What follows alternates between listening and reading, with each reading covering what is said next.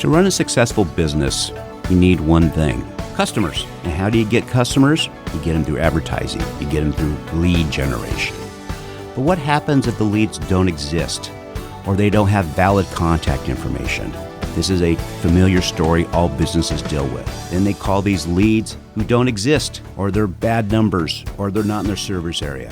Argus 101 verifies every lead before your team picks up the phone. It's a real person in your area and a neighborhood that matches your ideal customer. Your team only calls people worth calling, thus saving you money. Free trial at argus101.com. That's ARGUS101.com. Help your business expand today. Go to argus101.com. ARGUS101.com. I say this every election cycle, and I'll say it again. The 2024 political field was intense, so don't get left behind in 2025. If you're running for office, the first thing on your to-do list should be securing your name on the web. With a yourname.vote domain from GoDaddy.com, you'll stand out and make your mark. Don't wait. Get yours today. Sam and I are always talking about being prepared, whether it's hurricanes in Florida, earthquakes in California, flooding in Arizona, or supply chain disruptions. Exactly, Chuck. When pharmacies shut down, it does not matter how tough you are, you still need access to critical medicine. That's why we trust Jace Medical. The Jace case comes with 5 life-saving antibiotics and key over-the-counter meds, so you're covered when things get disrupted. And Jace goes beyond just the Jace case. They also offer first aid kits, daily prescriptions, and long-term nutrition with Jace Pantry. Don't wait for the next hurricane warning or natural disaster. Take control of your health and peace of mind today. Visit jace.com and use code FUTURE at checkout for $10 off your order. That's FUTURE at JASE.com.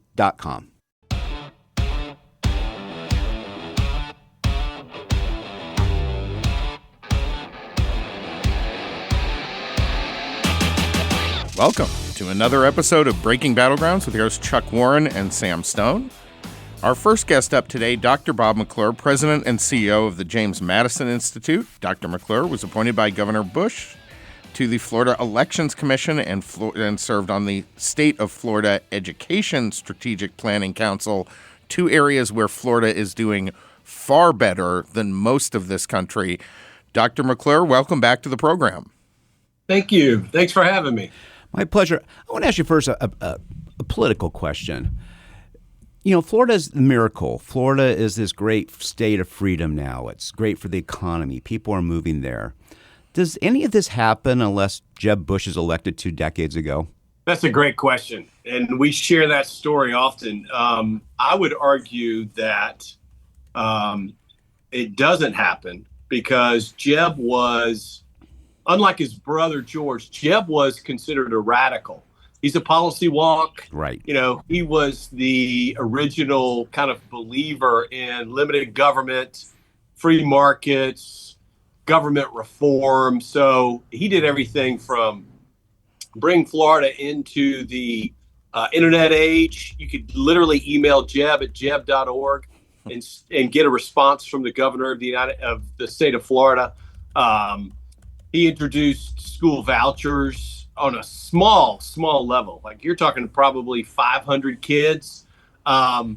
He introduced Medicaid reform, a whole list of Dr. issues. McClure, before I let you finish that whole list, when it comes to education, the vouchers were one thing, but the Florida Foundation for Excellence and the research that they started doing, the PR they started doing, laid the foundation for the entire nationwide charter school movement. There's no doubt. I mean, Jeb ran and lost his first race against Lawton Childs, lost by just a few thousand votes. But he had begun to be the real leader on any kind of parental choice in school reform, the reform of public schools. And it was considered very radical way back then. Yeah, so Jeb super really kind of kicked off this conservative 30-year period here in the state of Florida and moved really Florida from a blue state, slightly blue, to a deep red state. That's amazing. You know, I used to years ago in 96 worked on Lamar Alexander's presidential campaign. And in 2000, when George Bush got elected, I asked how he felt about it. He goes, Well, I feel great, but the wrong Bush got elected president. And I'll always remember that comment. He was a big Jeb fan. All right, so tell me about the Florida property tax situation. Governor DeSantis is talking about eliminating them, reforming them. Property taxes just seem to be increasing every year. Actually, I have a good policy proposal to share with you about that later. What's going on with it? Is it reality? Will we see some type of reform in this special session? What's going on there? Yeah, we're going to see some reform. The question is what kind of reform. So in Florida, obviously, for your viewers and your listeners, we have no state income tax. We're a very, very low tax state. We have sales tax and a number of other taxes, but very low tax state in general with no income tax. So what the local municipalities have been doing is kind of surfing the wave of property values over the last probably 10 years. We've talked about this. You just mentioned it in your opening comments. Florida's got about 800 people moving here a day. Home values have increased. And what local governments are doing is not reducing spending. Surprise, surprise. They're surfing property values and allowing property taxes to rise with the values of the home. And then they say, hey, we didn't raise your taxes. That's technically true, but you didn't lower the millage rate either in Florida. And so the governor has said, enough's enough. And so what we're looking at doing is reducing property taxes here in the state. There are a lot of different ways to do that. You could do a homestead exemption where the first $500,000 of the value of a home is tax-free. You could do, a straight up, elimination of property taxes, but then you have rural counties here that would be affected and they'd have to figure out things. So the governor essentially called a special session and said, we're going to sort this out. We're going to figure this out. And something's going to be done. The question is, what will it be? Have you thought of, or have folks there thought of, or maybe you already have, a truth in taxation law where if the government is going to be collecting more money, we have this in Arizona and some other states have done this as well. If your local government is going to be collecting more money, so they leave the tax rate the same, but because property values have gone up, more money is coming in, they actually have to send a notice that says your taxes are going up. That is a possibility. We do not have that here in Florida. You have to send notices, but it doesn't say essentially your taxes are going up. It's much more, shall we say, buried in the details. That's a great idea. I love that. I think what the legislature could do and the governor, they could do a number of different things that could be sorted out. Another option that we really like at the James Madison Institute is the possibility of what we call levy cap. And that's the old what they did in Colorado, which is you cap government spending at the local level, roll it back to, 2022, 2023, and say, you cannot spend any more than this, right? Index it to inflation, index it to population growth. So the areas that are growing rapidly could spend more money. Rural counties would be protected from outright elimination of property taxes. And yet if you reduce local government spending to say 2022 or 2023 and then indexed it, taxpayers would also receive a tax cut. We think that's the simplest way to go because otherwise, as you know, local governments will cost shift. They'll say, yes, okay, you eliminated our property taxes. We're going to raise this tax. We're going to increase this fee. And you really never plug the hole in the bottom of the bucket. We're with Dr. Robert McClure. He is the president and CEO of the James Madison Institute, one of the gold standard think tanks on the conservative side. Let me run you by the idea I was going to tell you about on this because it's sort of a good segue. So I have come up with an idea and actually have had Goldwater draft the legislation to do an initiative or bills that says any local tax increases or property tax increases, school bonds, whatever the case may be, that the county or city have to have 50% turnout for it to pass. So right now, the average turnout for those measures is 19 to 28%. And you simply say, if you're going to raise these taxes, because, as an owner of a couple homes, property taxes, they just go up every year. It's just amazing what they've done. Right. So you go out and you say, look, you can still do this, and you can still go up for a vote, but you have to have 50% turnout of the voters on the voter rolls. And that way, because, they just count, let's do these special elections, let's count on low turnout, union groups, right. progressive groups, and just employees. These local governments are so big. Yeah, so big. Just their employees and families. So what do you think of an idea like that? It really makes them have to go campaign and explain themselves. I think that's a fantastic idea because it would require them to do the work. It would require them, to your point, to campaign, as you said, and explain themselves. I mean, you look at, Mamdani in New York. He wasn't elected with 50% of the vote. No. He was elected with, I think, less than 25% of the vote in New York City. And he didn't even get half of that. So those kinds of things, they happen in Florida as well all the time, right. Whether it's a special election for the mayor or whether it's a tax increase or those kinds of things. And you get stuck with whatever the results are with 18% of the voting population voting. So I think that's a fantastic idea. And that's something we may steal from you and bring to our governor here in Florida. Yeah, let's get together. I'll come out there. I have a business in South Florida. Let's come out there and talk about it. I'd love to see this push nationwide. Absolutely. I think this would really limit the growth of government.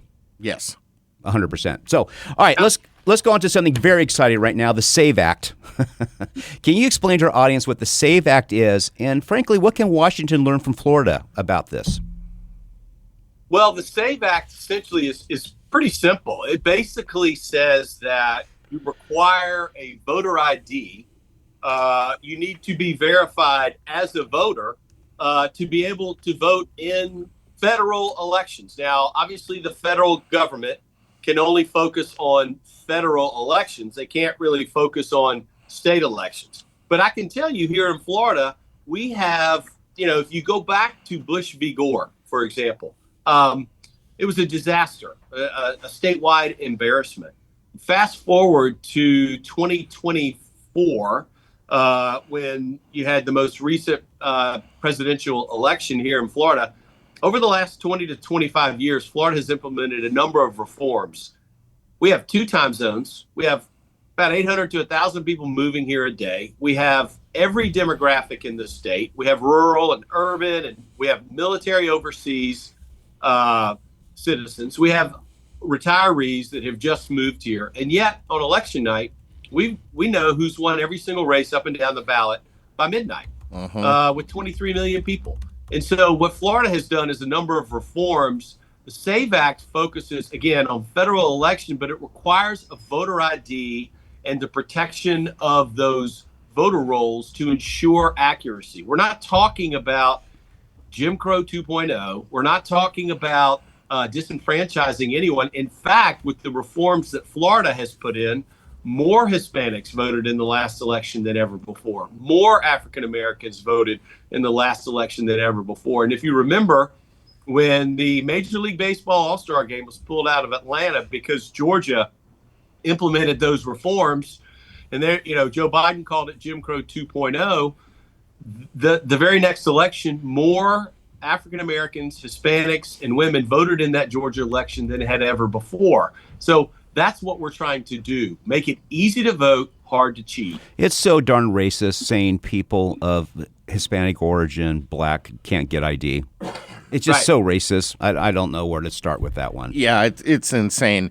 Dr. McClure, we have just 1 minute left, but how important has results on election night been for faith in Florida's elections? Because we're having that battle here in Arizona, and the people who oppose this say, well, that's not the important thing. But I think it's essential. This multi-day count is a problem. It absolutely is essential. It is essential to be able to report the results by midnight of the election. Because what happens is the day after, the media gets involved, grassroots activists get involved, spin rooms get involved, and it begins to tear away at the fabric and the confidence and the belief in elections. People want it to be easy to vote, hard to cheat. Doesn't matter which party you're in. It doesn't matter if you're an independent. And so being able to have those elections done and complete by midnight on election day brings it home. Absolutely. Dr. McClure, we're coming back with more in just a moment.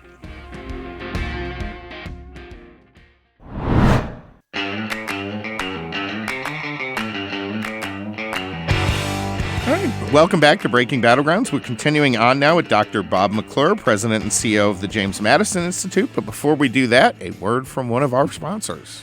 Folks, did you know private student loans in the United States is around $300 billion, and $45 billion of that is distressed or default? Why Refi, a proud sponsor of our show, our original sponsor, refinances that distressed or defaulted private student loans that others won't touch. They don't care what your credit score is. They provide a custom loan payment based on your ability to pay. So, YRefi is not a debt settlement company, and they work with each borrower individually, tailoring the loan that meets your specific financial situation. You will not be calling some faceless call center. So Sam and I recommend that you go and look into invest at yrefi.com. You can go to invest, YREFY.com, or call 877-400-9989 and tell them Sam and Chuck sent you. Fantastic opportunity. All right, continuing on with Dr. McClure. Doctor, one of the articles that popped up as we were prepping for this interview is that Florida's election law is being challenged in court over the new ID requirements. Can you tell us what's going on there? Yeah, I mean, it's a typical leftist move to obscure and confuse, hopefully judges or get the right activist judge to overturn what's been put in place. I don't think it's going to work. We have a good 30-year history of state-appointed conservative judges who follow the state's constitution. But again, what we're seeing in Florida is the proof is in the results, and that is that people, regardless of the demographic, are coming out to vote, and percentages of as a total population, but also percentages of various demographics have all increased since these reforms were put in place. And to your point earlier, the left likes to say, well, it's racist to get a voter ID, but they also want to say that, women and African Americans and Hispanics can be president, can do anything they want. They're just being held back by society. Well, which is it? Are they brilliant and smart, like, as we know, most Americans are, regardless of their demographic? Or are they not smart enough to get a voter ID? So that just shows you what it is that the left is trying to do. And again, we're a few years ahead of you guys on this issue, and hopefully you'll have something on the ballot that is credible. But the left never sleeps, and they're not sleeping here in Florida. By the way, as a president of a think tank, does it frustrate you how much the left donors are all in 365, 24/7, and our donors are just pokey? It's funny you say that. Many of you probably remember, you guys probably know John Stossel. And many of us know him for being the libertarian conservative that he is. He used to be on 2020 when I was young. You guys are much younger than me, so you probably don't remember that.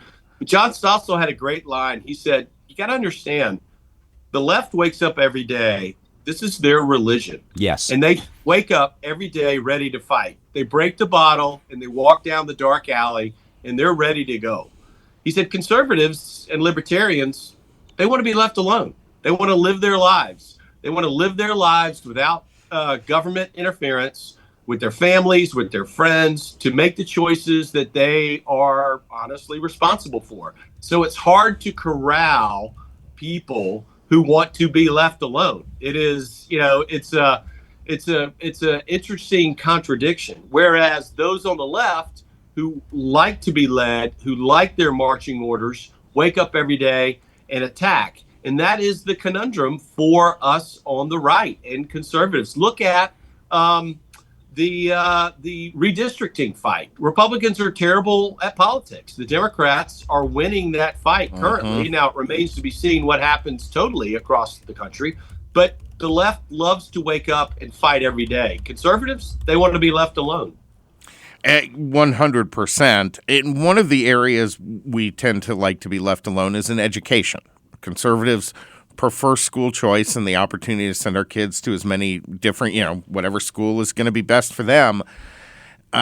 Right now, and I know because the James Madison Institute has worked on this quite a bit, Arizona is facing a real fight. We have been one of the leaders, along with Florida, in terms of school choice, charter schools, and now vouchers, ESAs, we call them.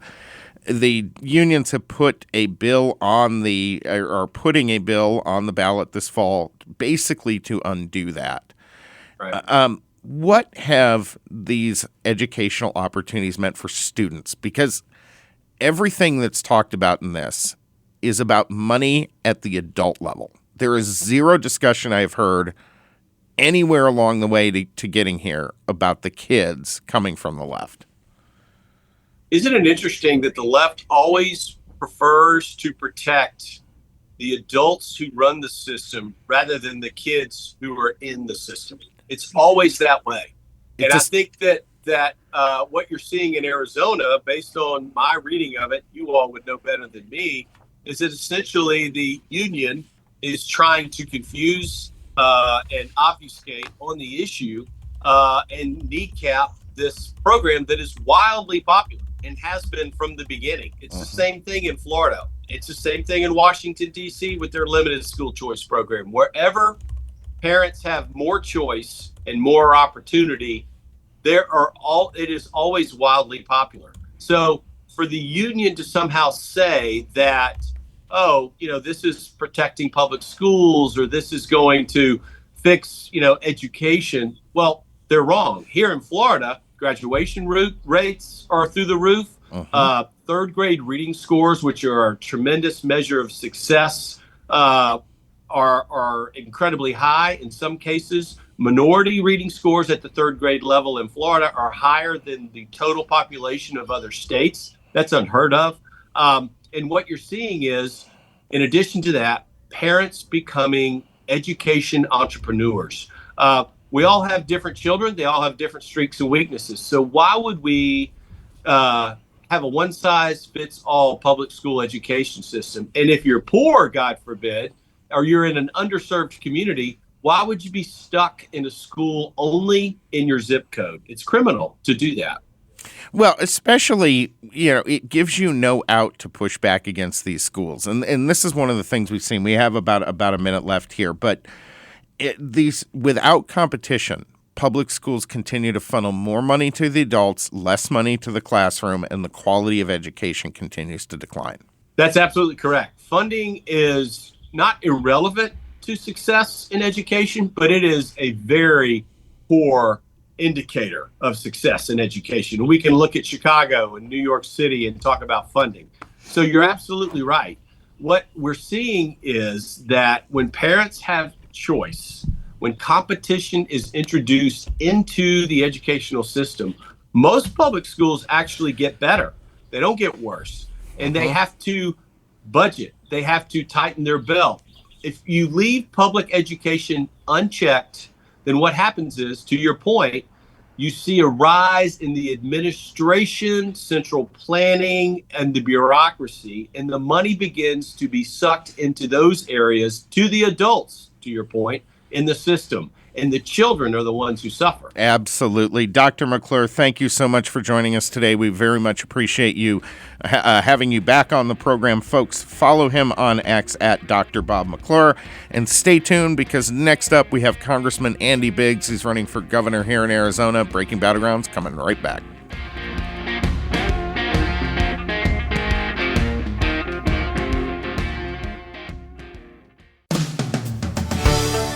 To run a successful business, you need one thing: customers. And how do you get customers? You get them through advertising. You get them through lead generation. But what happens if the leads don't exist, or they don't have valid contact information? This is a familiar story all businesses deal with. Then they call these leads who don't exist, or they're bad numbers, or they're not in their service area. Argus 101 verifies every lead before your team picks up the phone. It's a real person in your area and a neighborhood that matches your ideal customer. Your team only calls people worth calling, thus saving you money.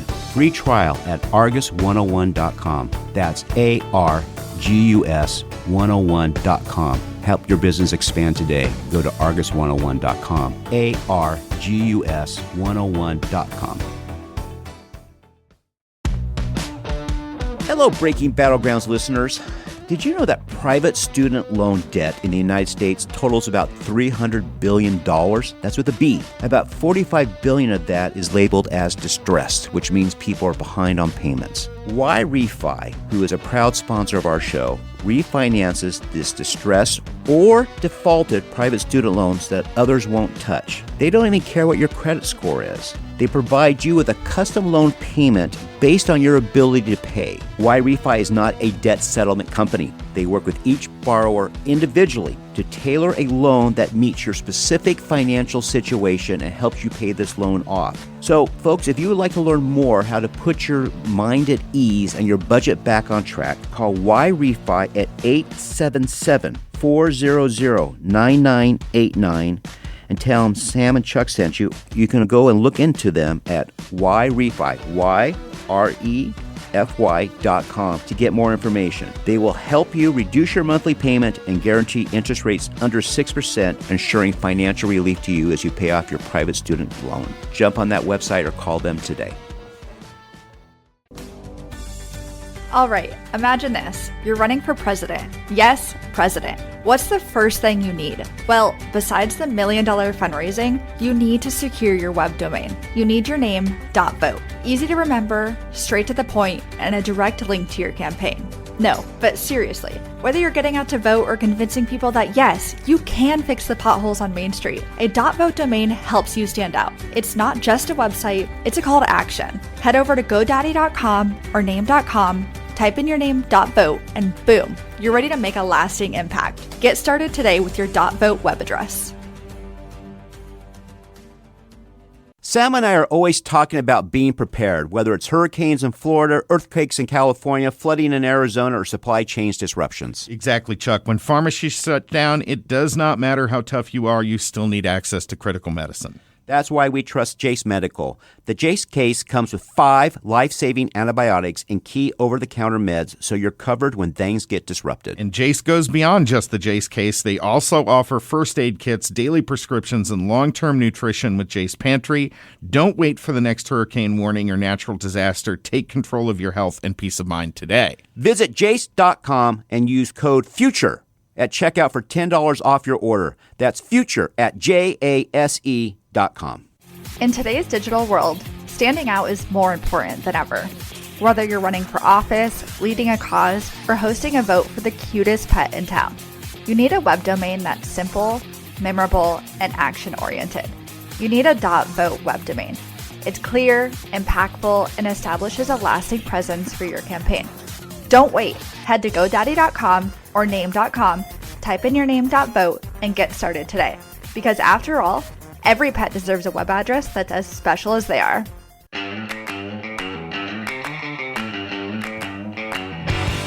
Welcome back to Breaking Battlegrounds. Our next guest up today, we are very pleased to have in studio Congressman Andy Biggs. He is running for governor of Arizona. Easy front runner at the moment in that race, looking pretty good. Congressman, welcome to the program. Thank you. It's great to be with you. Thanks for having me. So when you're out visiting the folks, what is the most common question you're asked? What are people most concerned about? They always ask me when someone's going to be held accountable. That's like every time. When is someone going away in handcuffs? So they must love this SPLC indictment. I haven't had a chance to talk to too many so far, but I love it. And Yeah. Look, when you think SPLC, go back 25 years. And it was reported 25 years ago that they had some shenanigans going on. But it was more than just shenanigans and bluster on their snail mail fundraising. Right. Turns out they were hiring people to actually foment the violence that they could in turn decry and say we're fighting to make money. How cynical is that? Well, it is.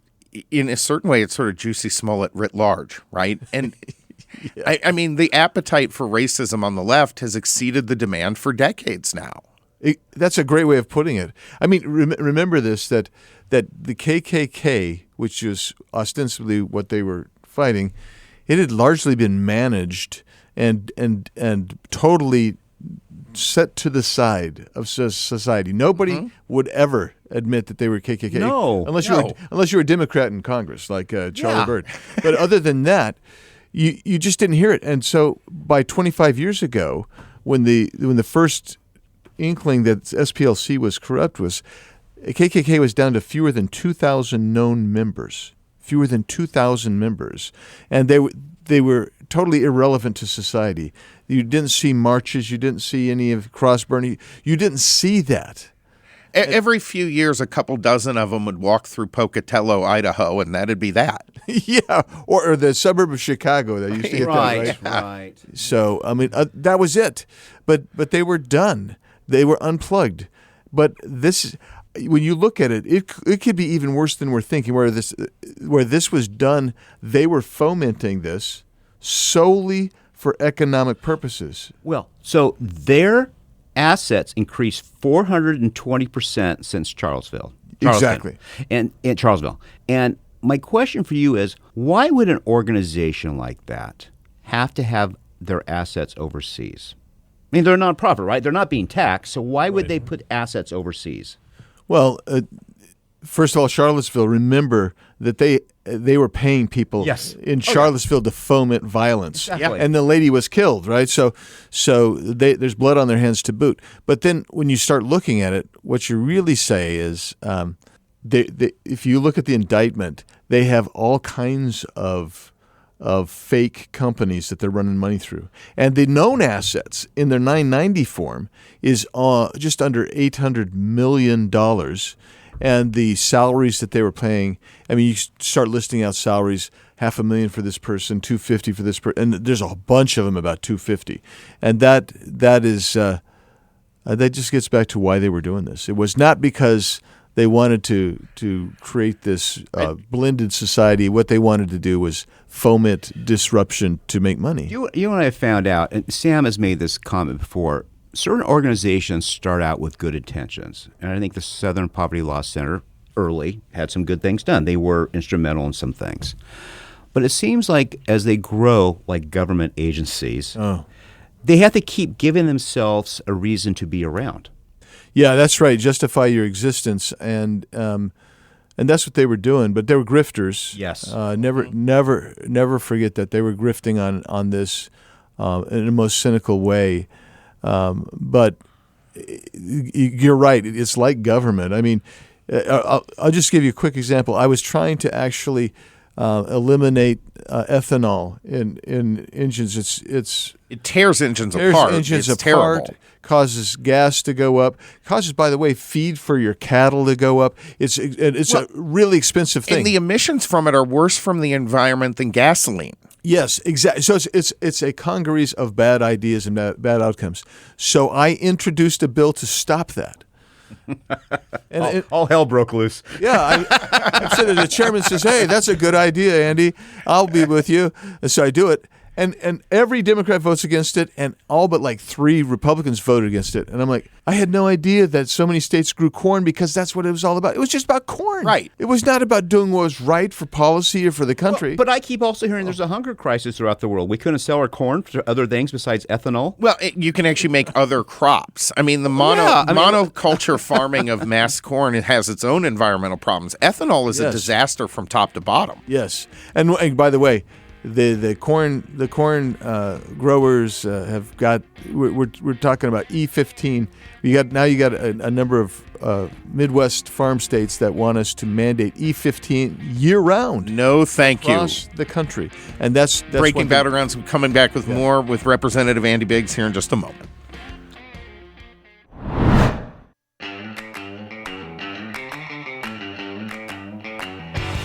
Welcome back to Breaking Battlegrounds with yours, Chuck Warren and Sam Stone. Folks, if you're not already downloading our podcast segment, you want to do that, make sure you're signed up and subscribed. We have Mollie Hemingway on today, absolutely fantastic, with her new book about Samuel Alito. You don't want to miss that. But right now in studio with us here, Congressman Andy Biggs. He is running for governor of Arizona, looking very good in that race right now.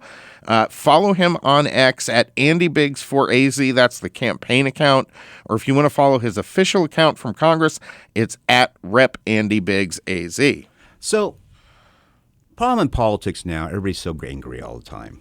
And I don't think they realize that people running for office are human beings. Yeah. So tell our audience, who is Andy Biggs? What's his family? How did you get involved in politics? I know you're in the state legislature, so you know how states work. But tell us about Andy Biggs. Well, so I'm a native of this great state, born and raised in Tucson, and met my wife in Tucson oddly enough at a political event. It was a blind date, and so we got married. When we got married, you guys, I told her I never want to be involved in politics. It's too ugly. That's when it was a gentleman's sport too. Yeah. But it didn't work out well for me and so that's kind of the way it is. And so went to BYU undergrad and U of A Law, ASU for a master's degree. Did almost all of my coursework for a PhD at ASU, and that's another sad story we can get into sometime. But that's better left when we have a box of Kleenex. So see, I will guarantee you right now, 95% of the people, including Republicans, did not know you have a law degree, an MBA, and so forth. I mean, and it's a master's. A master's. In international relations. But yeah. I will guarantee you, people don't know that. I guarantee it too. I think you're right. But I think it's interesting that you've dedicated that much time to study. Yeah, and like I say, when you do the masters, that takes time, and then work doing the coursework for a PhD that you never quite get to finish. That takes a long time too. So we have people here in Arizona who are working and going to school. So you understand what it takes to sacrifice. Did your better half ever say, "Are we ever going to finish with school?" I mean, what's going on here? Well, no. So our story is pretty simple. Well, we did it kind of backwards. Most kids going up to BYU, they go up there and they meet somebody and then they get married. We met each other and went up to BYU and went to school, got married, and then went up to school. And so I worked my tail off. I was working plus taking as many credit hours as you can to get through. And Cindy was working, and then we get through there, and then we go down to Tucson for law school. And I worked the whole time. They say, "Don't work your first year." We had to work. I had to work. Yeah. Did you have kids then? We had our first child while we were in law school. Yeah. So what were the jobs you did when you were at BYU or law school? So when I was at BYU, I was a waiter at so on campus. They had a lot of events on campus, and what are you laughing about? I'm laughing because I'm just imagining in Provo how bad the tips were. But continue. Oh yeah, we didn't get tips because it was we were catering. The banquet, the banquet thing. So and it's just amazing how big those banquets were, and how unappreciative the people that were waiting for an hour and a half for us to get them their food they could be. They could be nasty, and and then once they tasted the food, they said, "Oh, thank you for keeping it so long." But we, so that's what we did, and then in law school it was just, picking up wherever I could pick up a job, either doing a law clerking one-off or work. I helped in a law library for a while, and that type of thing, and saved every penny you could. Yeah, I mean, we look back on it and we kind of laugh at how little we made. And the year we had our son, our oldest son, we made nothing. We made nothing. And do you remember what your tax return was that year? Yes, and I'm not saying it was really, really small. Let's just put it that way. And we back then the most you could get on a student loan was $5,000 a year. Right? If you remember this, right? Because they weren't federally insured, right? They were private loans. So and it was kind of limited to that, $5,000. And but then tuition was a lot smaller. I still don't know why law school tuition costs so stinking much, because it's. Well, I was telling friends the other day. I mean, I paid my way through school. I don't think people can do it today. Well, it's awfully difficult. Well, one of the problems that we have with universities' tuition is the fact that when you have federally insured student loans, now you have money's there's not no scarcity. cap. Yeah, there's no scarcity anymore. It's just this massive amount of abundance, and so they'll raise the tuition as far as they think that they can.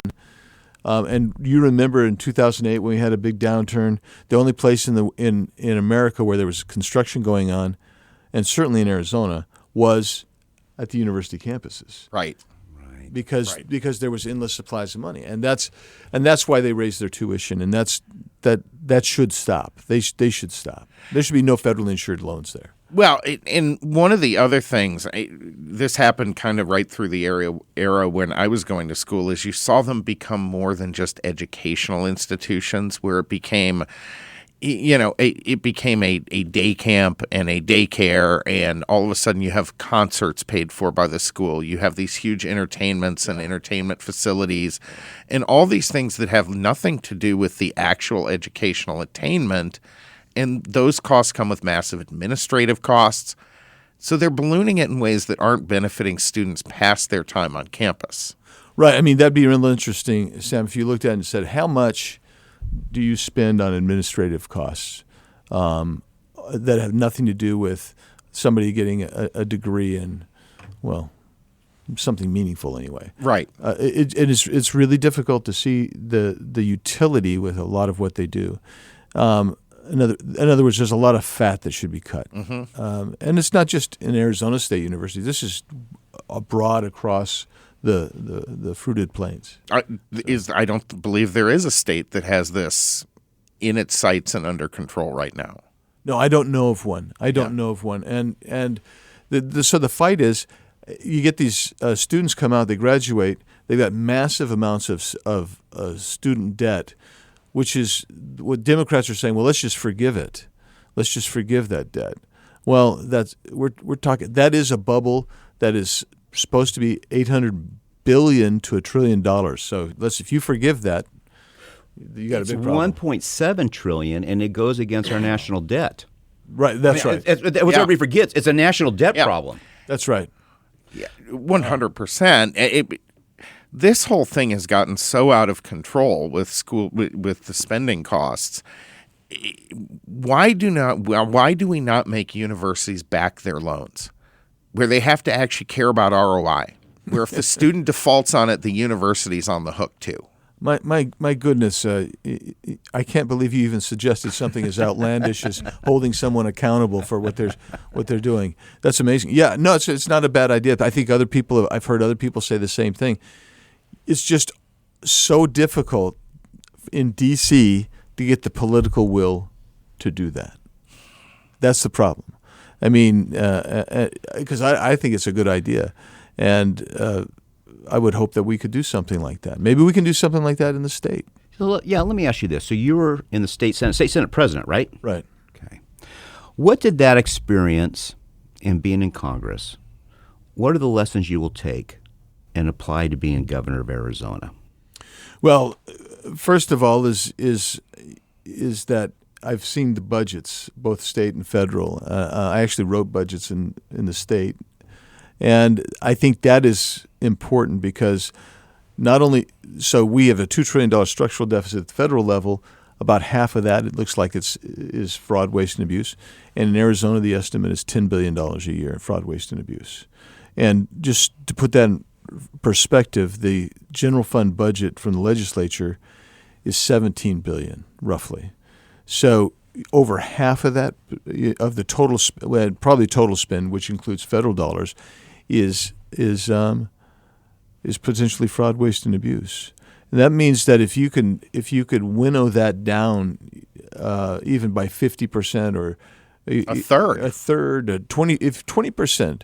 Think of the savings that you would actually have, an ability to do things that we need to. Like you need water infrastructure has to be built. Sure. Road infrastructure has to be built. You could. Well, so Congressman, this is the question that's baffled me, and there is more, I think, more interaction between Republicans and Democrats in Washington than people realize. People are still people. You still talk to each other and have conversations. This is the point I made to Democrats, and I don't understand. Maybe you can give me some insight why they don't get this. If you cut this fraud, waste, and abuse, you don't have to just give it all back to taxpayers. I'd like that, but you could actually spend it on some of the programs they want too, that are actually effective. So So why allow this? Yeah, and I don't get that, but I would suggest that this is what it is. It's kind of related to the NGO money laundering crisis you have, and that is that money will filter itself back into partisan coffers. We're not getting it on our side, but they're getting it on their side, and so I think money is the milk of politics, right? I mean, it really drives it, and I think that drives the problem. Mm-hmm. Why should Katie Hobbs be replaced? Well, I mean, the bottom line for her is everything's unaffordable housing. Let's talk housing for a second. Okay. So she's put moratoriums on housing, moratorium on actually water management and land management. And what that does is that erodes the notion of the American dream, which, by the way, the student loan debt that people come out with, that also erodes that. But anyway, she puts these moratoriums out there. She just lost in court over that. So not only was she causing our housing prices to go up, she was doing it unlawfully. And people suggested to her from day one, this is unlawful. You can't do that. And I think that if we want to make Arizona great, really great, because I think it can be just this incredibly economically prosperous, educationally prosperous. It's a great place. We love living here. But it can be so much better if you actually manage the resources that we have. So one of the issues with Hobbs has been she just vetoes everything, right? Yeah. Got to have a hobby. You could, obviously right now it's not the case, but you could walk into that governor's mansion, not really a mansion here in Arizona, but the governor's office. We don't have one. But you could walk into the governor's office and find yourself dealing with a Democrat-led state legislature. How would you find a way to work with them where Katie Hobbs has failed? Well, first of all, Sam, don't curse me that way. I believe we're going to have a Republican legislature. I believe so too, but here's the thing, and I know that the legislature's turned over dramatically, but when I was the Senate president, it wasn't as conservative as I am. I am really conservative. I'm a hardcore conservative, but you have to work with people, and you have to find out what you can do to move your policies forward, and that's what I have to do in Congress. I like Ron Wyden. This guy is a super lefty from Oregon. We're working together, trying to help reform Foreign Intelligence Surveillance Act, for instance. You find the places that you agree on, you work together on that, try to get it done. And then those build the opportunity for further advancement, right? That's exactly right. Absolutely. Andy Biggs, anything else? Last message, we have just 1 minute left. Last message for the voters of Arizona. You've got a tough primary race you're doing great in right now, potentially obviously a very tough governor's race. Why should they be voting for you at the end of this? Yeah, when all is said and done, Arizona is a center-right state. There's a lot that we agree on, even if you're an independent voter, even soft Democrats. You can't imagine how we can fix the affordability issue in Arizona, but you can't get there with this current governor, but you can get there with me. And that's we all are concerned about affordability. We're concerned about water. And I'm leading the charge in Congress about water, too. This was one of the most affordable states in the country under a Republican governor. In just 3 years now of a Democrat governor, we have gone to the 7th least affordable state in the country. That's crazy. It is crazy. And that is not, by the way, that isn't all a measure of the national environment weighing down on you. That's policy decisions made by this governor. 100%. Andy Biggs, thank you so much for joining us. Folks, make sure you're downloading that podcast segment. We've got great content on there today, as always. You don't want to miss Mollie Hemingway with her new book about Samuel Alito. And we have Bee's Corner, always a fan favorite, plus Gary Gigi coming on to give you some financial advice. So download that stuff. We'll talk to you next week.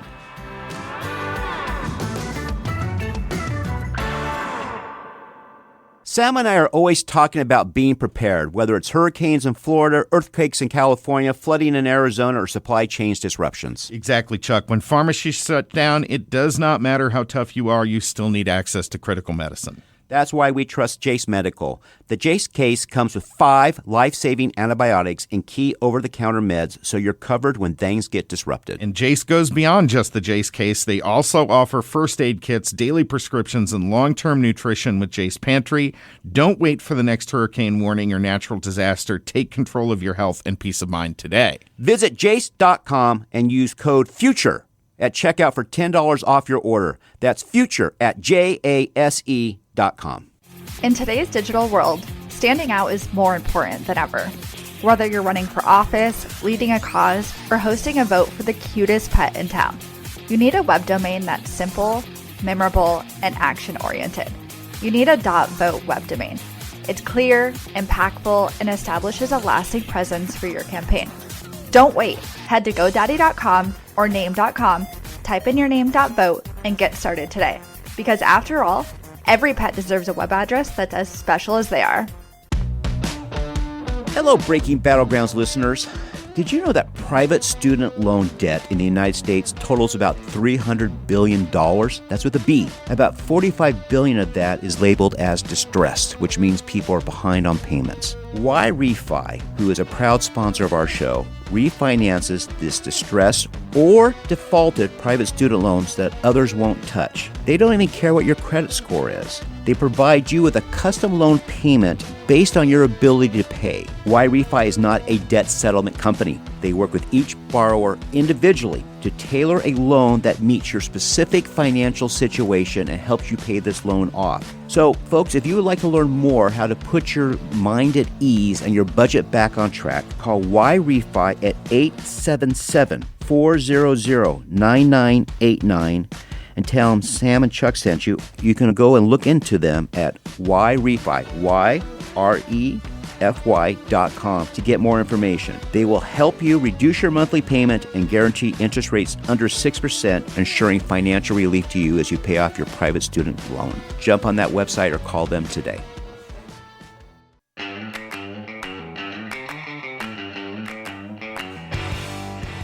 All right, welcome to the podcast portion of Breaking Battlegrounds. Chuck had to bail out of the studio. He had to dash, but we've still got B in here, so stay tuned because B's Corner is going to wrap us up today. And you don't want to miss our final interview of the day, Mollie Hemingway. That's coming up here in a few minutes. She has a fantastic new book out about Justice Alito. You definitely want to catch that. B, I know we are going to be putting this out, and we're giving away 5 copies of that book, so be sure, if you're checking out that interview, get on our X, get on the DMs, and get yourself that free copy of that book. But before we get into that, talking a little bit of economics, a little bit of investing with our friend Gary Gigi. Gary is the president and CEO of Gigi Capital. You can find him on X at Gary Gigi or at gigicapital.com. That's GYGI capital.com. Gary, thank you so much for joining us once again. Welcome back to the program. Happy to be here, Sam. Thanks for having me. Now, I was just reading an article on the Wall Street Journal, Gary, that it says America's in the middle of a stealth manufacturing boom. I don't think most people have any idea that that's occurring, or maybe it isn't occurring. Tell us what's going on there. Yeah, so if you listen to the media or Democratic politicians a lot, they talk about how manufacturing jobs have not increased over the last year. In fact, they've gone down. That's actually true. But what they're not including in that conversation is that productivity, meaning how productive we are as manufacturers, has gone up. Now, some of that has to do with AI, and that's super important, Sam, in terms of like where we go with this. But the article, I read that as well. It's written by Greg Ip, who I wouldn't call him a Trump fan, but he's an honest journalist.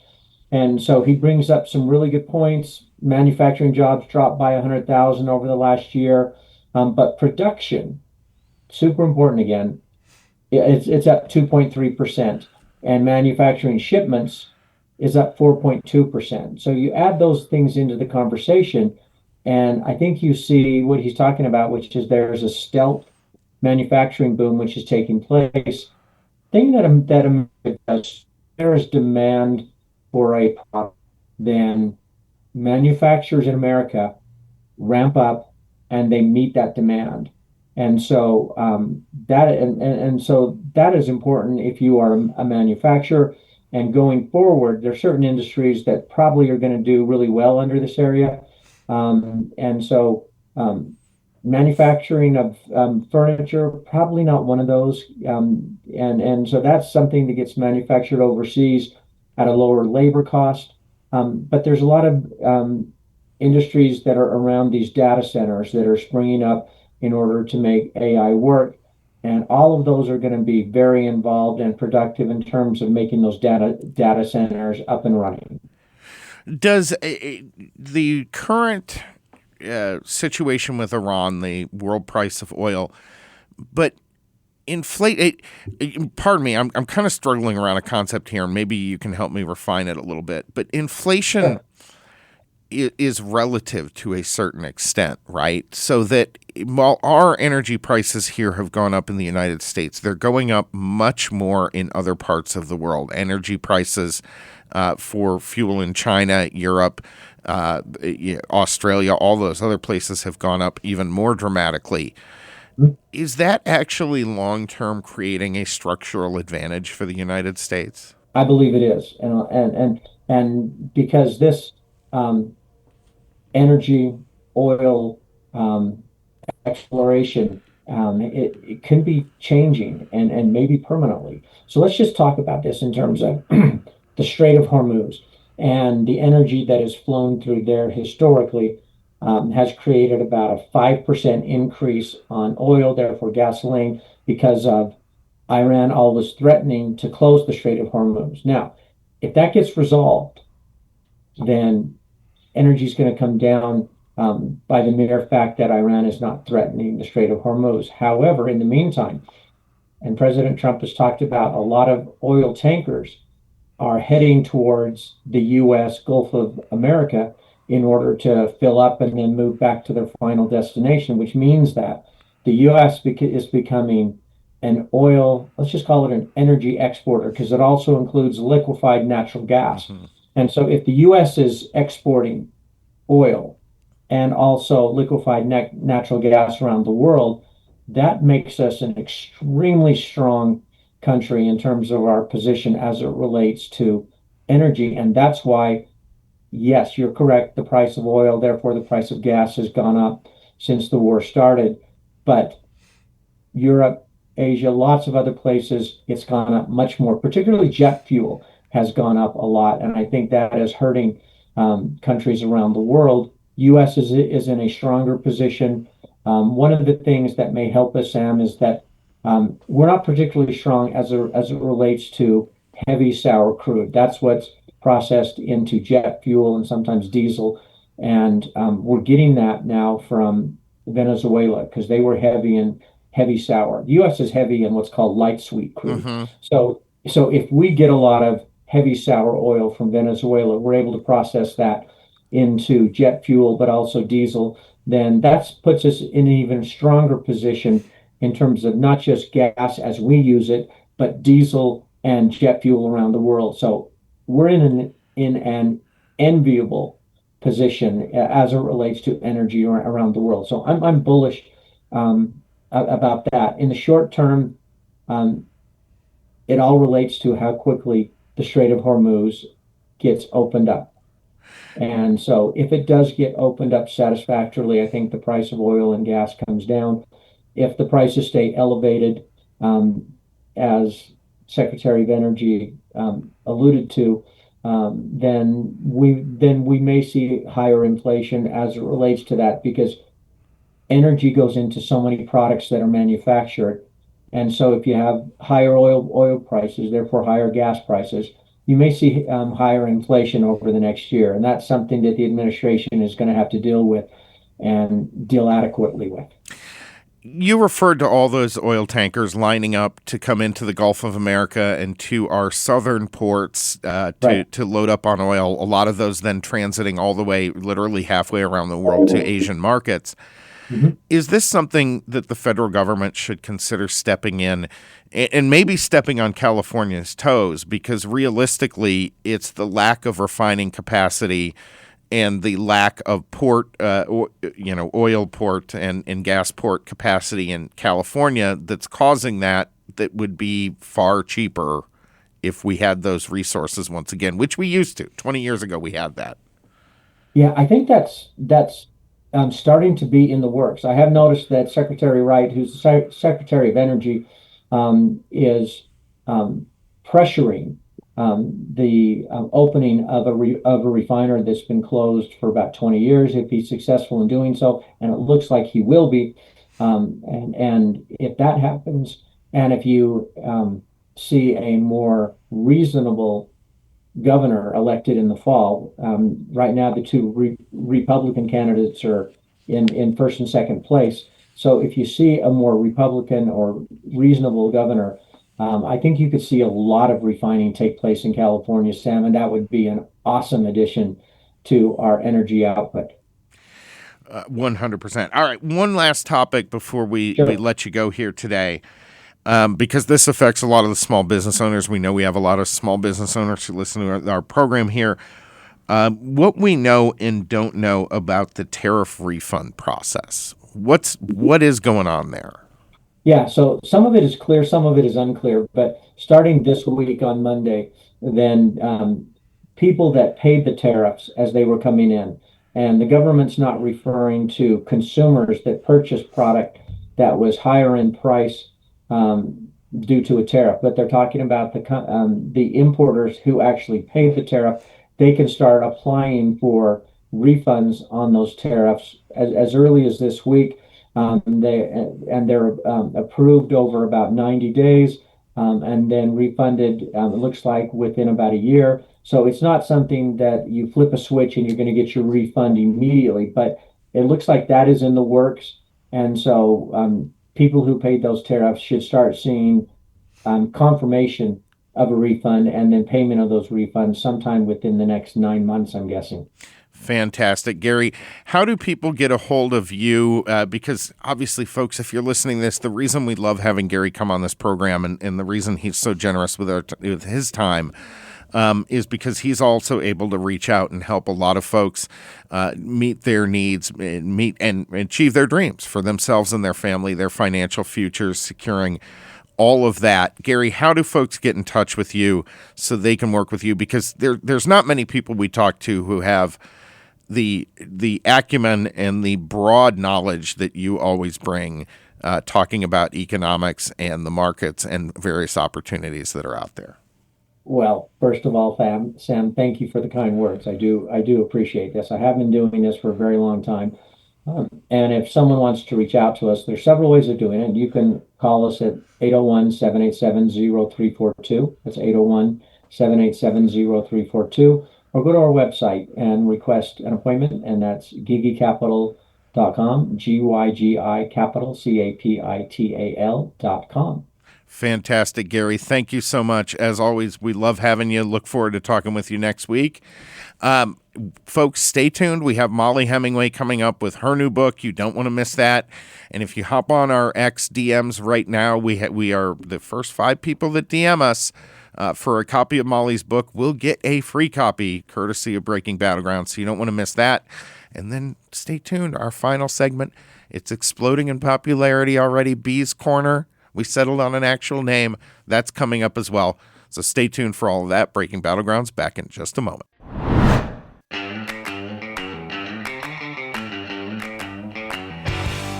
Welcome back to Breaking Battlegrounds.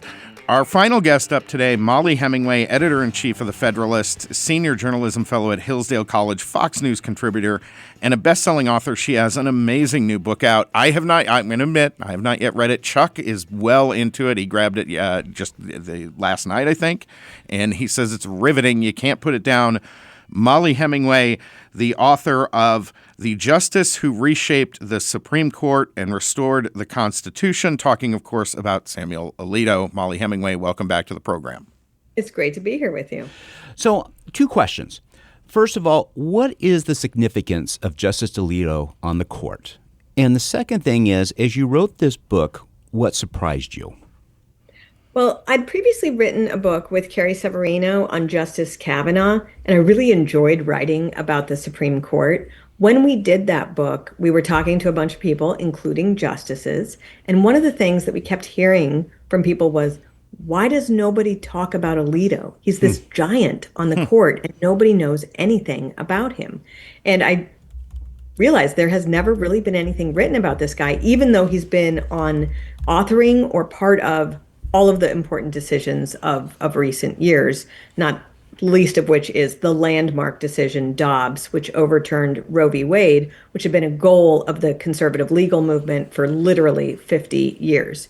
And people don't know about him. They don't know about how he differs from some of his colleagues and how he's able to keep coalitions together to accomplish these really difficult tasks like that one. And so I just wanted to be able to write about it, tell his story, get a little bit into how he is the way he is. And I forgot the second question.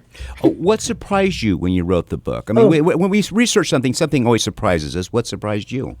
Oh, yeah. I love that part when you're researching something and you're like, oh, this blows me away. Right. I would say, I didn't really know that much about him when I started. So learning that even though he's very quiet and very reserved, that he has this absolutely wicked, dry sense of humor, and that all the people close to him, have stories about various jokes he's told or various pranks he's pulled, and that's not something a lot of people know. But what surprised me the most was definitely learning about what happened after the Dobbs leak inside the court. So we all know that there were protests outside the court and at the justices' homes, but they were very serious things that were going on at these justices' homes. They had to wear bulletproof vests. They had to be moved to secure locations. They had to face down actual attempted assassins, which we know about, and the threats have been ongoing for a long time. But after the leak, knowing that they were in a very bad situation until the time that the Dobbs decision was released, because a decision isn't final until it's publicly announced. And if someone is killed or dies in the meantime, that means they would have lost the majority on that. Okay. They asked their colleagues to please, get their dissent done. They'd had a ton of time to do it. And instead, the liberal colleagues intentionally slow walked the dissent until the very, very end of the Supreme Court term, even as literally Justice Kavanaugh is having someone trying to kill him and his family. Thus endangering their lives and their families' lives because they were so angry about this decision. That's incredible. Yeah. That's incredible. Now, one other thing about it, I heard you on a podcast. You said there's a grading system on these cases, like an A, B, and C. And would you explain that to our audience and how this related to the Dobbs case, which makes what the opposition did even worse, as far as I'm concerned? So the justices meet in conference. It means just the 9 justices, nobody else, no staff, and they discuss business of the court. At that time, they also find out, what cases are about to be turned out and which ones aren't. And they're given a grade by the Chief Justice of A, B, or C. A means ready to go. B means we're just wrapping up a final few things. So let's say someone writes the majority opinion and then someone writes the dissent, and then the people who write the majority opinion need to respond to the dissent. It can take a little bit of extra time. C is nowhere near completion. We haven't even gotten the dissent. So they were shocked to find out that it was given a C. Think about it. Everyone knew the arguments for and against overturning Roe. They'd known them for 50 years. They knew they were taking this case for more than a year. They'd heard oral arguments in December. They'd hired clerks precisely to work on this issue. They knew that, their clerks should be hired with this type of expertise. And the majority opinion had come out without a powerful majority opinion had come out to and was distributed internally by early February. That they were nowhere near being done was already shocking. But then when they were asked specifically by some of the justices to please go ahead and get the thing done that they needed to get done, they went out of their way not to do it. Justice Kagan reportedly, according to my sources, went to Justice Breyer's chambers and screamed at him to not accommodate the conservative justices.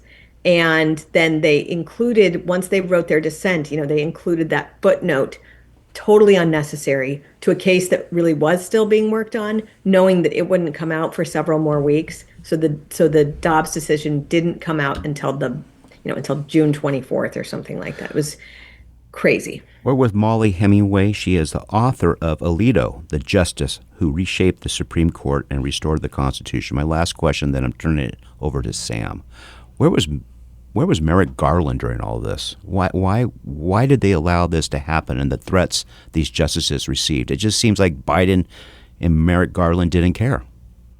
I think they, rather than didn't care, I think they liked what was going on. There are laws on the books against threatening a federal judge in order to change the outcome of a case. Anybody protesting at the private home of the family of the justice is threatening them with an intent to get them to change their decision on a case. And everyone knew what the decision was. I mean, it was so cut and dry that action should have been taken and that these justices should and their families should have had their lives protected. It just wasn't close. And yet Merrick Garland said, oh, well, if the marshals want to do something, they can, or if people want to, we're not stopping anybody from doing anything. Neither were they coming out and saying, this is unacceptable. The White House, in fact, came out and said, we understand that these are all peaceful protests and we want those, to continue. It's just, even when someone tried to kill Justice Kavanaugh and his family, the reaction from the media and other Democrat leaders was completely muted. And it's hard to see what they were doing there. We're talking with Mollie Hemingway. She has a new book out that you definitely need to check out, folks. It's called Alito, the Justice Who Reshaped the Supreme Court and Restored the Constitution. Available at Amazon and at hatchetbookgroup.com. Mollie, the gamesmanship you were talking about earlier with the justices delaying the ruling, releasing it contrary to standing rules and law, does this have any precedent in history? Has this type of thing happened within the court before? I don't think so, but I don't know for sure. I do find it interesting that just last week we had another report that the justices were intentionally delaying a case from the October setting. That's the very first month that the Supreme Court hears cases each year.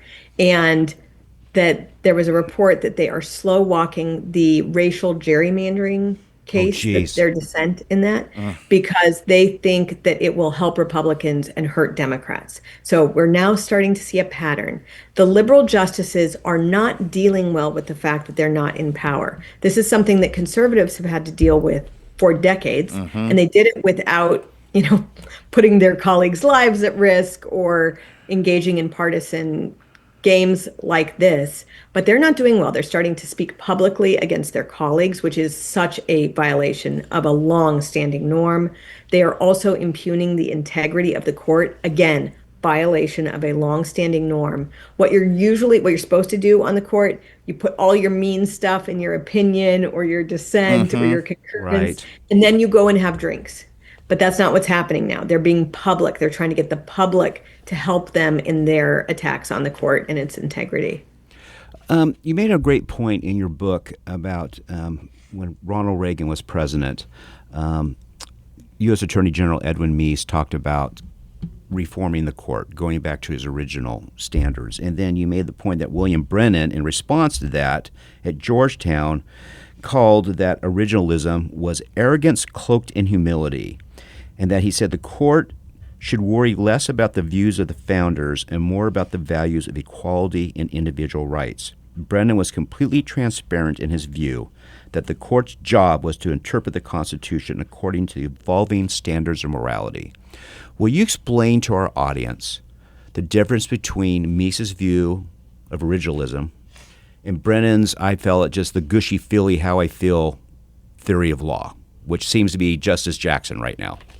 I was just thinking that she is a return to the Justice Brennan style, or even like a Thurgood Marshall. This idea that all that matters is how I feel. We'll let the law catch up to my feelings. It's the question every kid has for their parents when they want to stay out later. It's how I feel, right? But explain to our audience about the difference between the two. I don't think they hear it, but they really don't understand it.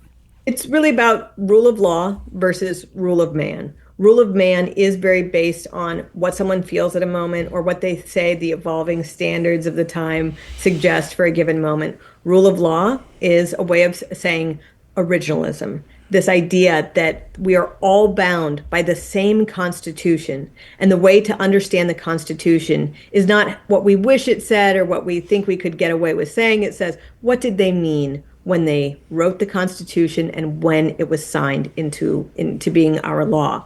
Same thing with any amendment to the Constitution, also with statutes, understanding what is the meaning of a statute. Most cases before the Supreme Court are statutory decisions, 75% probably.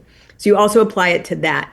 What does the text mean? Not, what can we get away with here? But what did it mean? And particularly, what did it mean as it was passed?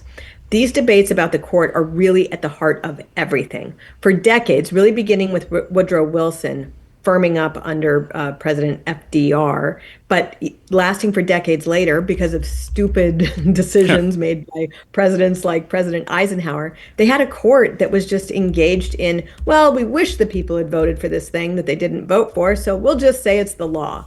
Versus this other approach, which is the court is not there to be a super legislature. It's to interpret correctly what the laws of the land say and mean. And then for the first time in history, we have an originalist majority on the court. They have their differences, they have their different approaches, but you have 5 people who, by their own statements, say, we adhere to an originalist standard. We look at the Constitution, what it says and what it means, rather than what we personally feel. Mollie, getting back to Justice Alito, and folks, if you DM us the first 5 people that send us a DM on this, we will send you a free copy of Mollie's book. So make sure you get on there and do that on our X account. Mollie, getting back to Justice Alito, it seems like he's sort of the ideological successor to Antonin Scalia, but he seems to me at least to be a better coalition builder or better at working with his peers to move them in his direction. Is that accurate, or am I kind of off base there? Well, it's funny because Justice Scalia, to me, and Justice Thomas have a lot of similarities. They're more philosophical. They know what the law should be, and they just say it. And they don't really care if other people are with them or not. Justice Alito, who was, you might remember when he was nominated, because he was from New Jersey and because he was Italian, they called him Scalito. The two men could not be more different. Justice Scalia was this outgoing, gregarious, witty, just loud personality and beloved by people for what the little jabs he'd get into his opinions and dissents. Alito is far and away the most reserved member of the court. He's quiet. He does not seek celebrity at all. He's very scholarly in his approach, but he's also less philosophical and more practical. He thinks about the practical implications. And to your point about building coalitions, he also thinks about, well, I might agree with Thomas over here about where we should be, but he sees his role more as the person who can get the rest of the court to go over to where Thomas is, rather than just standing with Thomas on his own. So the way I put it in the book is that Justice Thomas is like the deployed aircraft carrier of the Supreme Court, and Justice Alito's chambers are like the Green Berets. They work together, but they have different skill sets. Has he helped Thomas? It seems like Thomas has kind of come out of his shell. He's been speaking more. He's been asking more questions. He's been out in public more. Has Alito's presence sort of helped him grow that in that direction? Well, it's interesting that I think the big change, both men really they don't like chaos. They like order. And so for many years, Justice Thomas just thought oral argument was kind of silly and performative. He preferred to read the briefs that had been put forward before the court and then make a decision based on those. He didn't think that half hour they give to each side where the justices ask questions was particularly great. He also he's also kind of introverted. People might not realize that. So he doesn't really like jumping in to ask a question. Many of the justices are quite the opposite. They love jumping in. They love asking questions. But when COVID happened, they went from a free-for-all in oral argument to an orderly system where the person with the most seniority gets to ask the question first. Technically, that's Chief Justice John Roberts, but usually he'll defer to the next person with the most seniority, who's Justice Thomas. For him, that's a much more comfortable situation. And so he has asked a lot of questions under the new format. And even the New York Times was like, wow, he's really good at oral argument. And the other justices pick up on what he says. But it does help. I mean, they do have a lot of friendships across the court. And I do think the friendship there between Alito and Thomas is obvious. And it's a strength for both of them. Tell the story about when the case was in front of the court about Minnesota restricting what you can wear when you vote. And that shows a little bit about how he is good at oral argument and getting a point across. So I think of Minnesota as what Colorado is now. It's a state that always loses before the Supreme Court when it's trying to violate people's civil liberties. But this was a few years back. Minnesota had a law that you couldn't wear political gear at the polling place. And a guy had a Tea Party shirt on and something that suggested that voter ID was a good thing. And they said he couldn't vote because of this. So the case ends up going to the Supreme Court. And Justice Alito is asking this Hennepin County, Minnesota prosecutor, or the advocate there, how this works out. And he's like, can you wear a shirt with a rainbow flag? He's like, yeah, totally. Can you wear a shirt with a Parkland Strong symbol on it? That would be the place that was a victim of a gun shooting? Yes, of course. Can you wear an NRA shirt? Oh, no, not at all. He said, well, what about if you wore a shirt with the words of the Second Amendment? And he said, I don't think so. And then he goes, what about the First Amendment? Can't restrict speech. Everybody erupts in laughter. And it ended up being, I think John Roberts wrote the actual majority opinion in that case. First off, people did not know how that case was going to go. I think it ended up being 7-2. Right. And the chief used a lot of that colloquy, that exchange, in his eventual opinion. We're with Mollie Hemingway. She is the author of Alito, the justice who reshaped the Supreme Court and restored the Constitution. She is also editor-in-chief of The Federalist, and you probably have seen her on Fox News many times. Tell me this. You made a point that he went and did an internship or clerk doing the Italian Supreme Court. And he noticed how clean Italy was versus Philadelphia and other cities. How has his Catholicism How has his Catholicism and his experience growing up in the late 60s influenced him as a judge? So the thing I think that he learned most, this was in college. He had an advisor who studied foreign courts.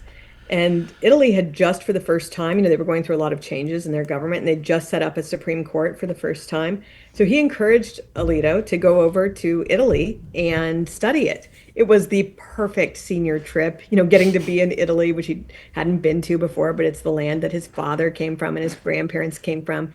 And he was just sitting on the streets of, I think, Rome and Bologna and just seeing how clean it was and how low the crime was. Whereas he's also witnessing what Philadelphia and Trenton and New York City are, what's happening in those cities. This is late 60s. You're starting to see a lot more crime, a lot more, just like a breakdown of civil society there.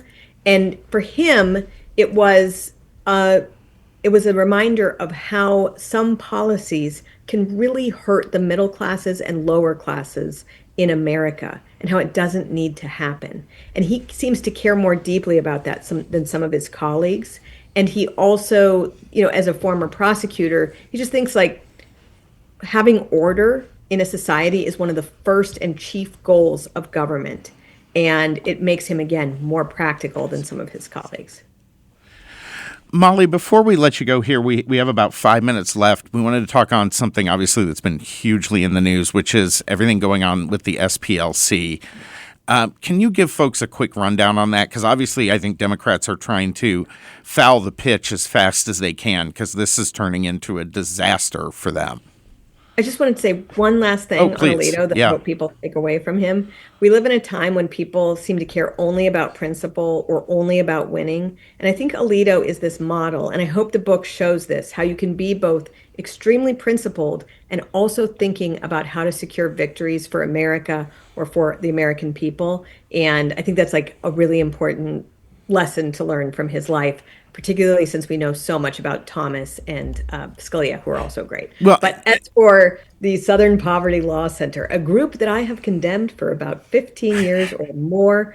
I have long known that they were an evil organization that falsely accuses its political opponents of being racist or bigoted, and they have a lot of power. They get a lot of money from major corporate donors. I mean, they literally get like $100 million a year. It's absolutely insane how much money they have to run basically Democrat Party operations. But this indictment is crazy.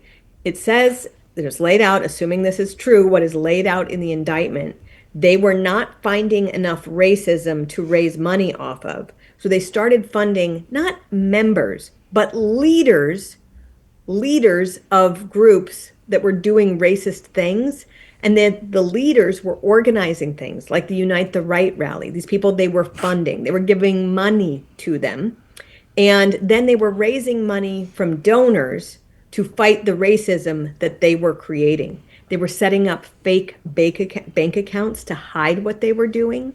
And they were, then these are things you're not allowed to do as a nonprofit group. It's not even a good idea for the FBI. The FBI usually messes this stuff up too, but at least that's a law enforcement agency. But here they were paying people, helping them put together crimes, and then lying about it to their donors, according to the indictment. And so I've long disliked them, but I was shocked at how much worse it was than I realized. It's pretty stunning. And I mean, I remember this was like 35 years ago when I was a kid, right? I actually, for a little while, became a card-carrying member of the SPLC when they were doing the teaching tolerance thing and all of that. And as a kid, it sounded great.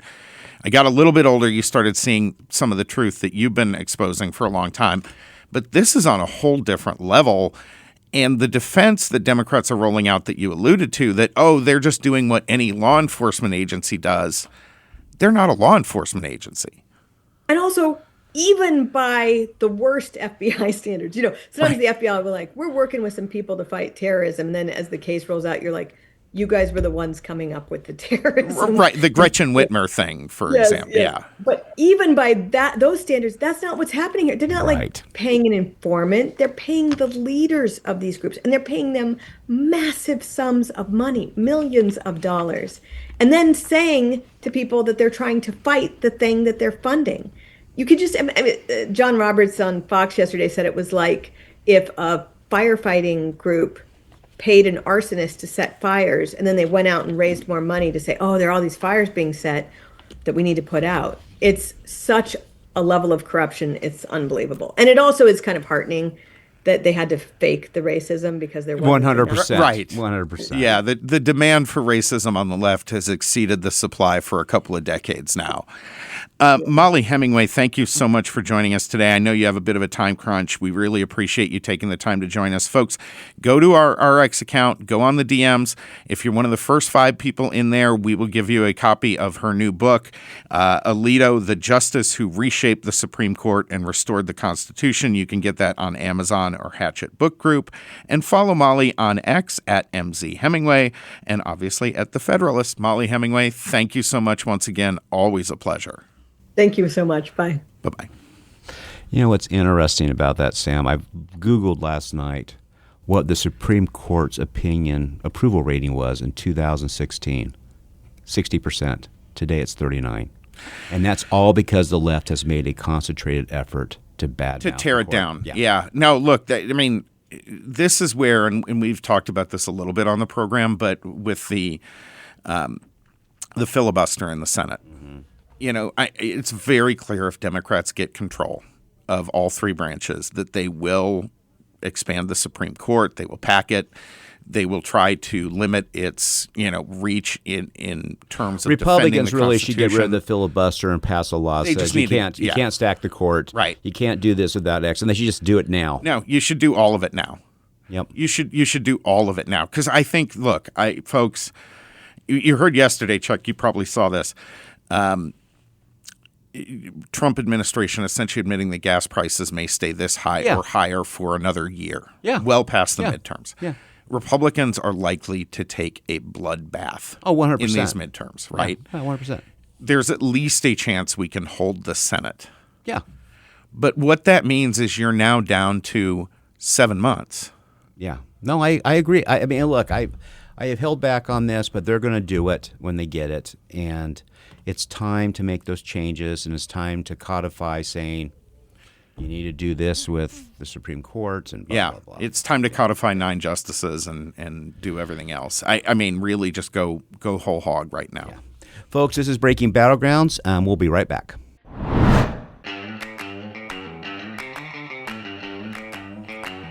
All right, welcome to today's final segment of Breaking Battlegrounds, a newly evolving show favorite. We have Bee's Corner, Hello. our new true crime feature.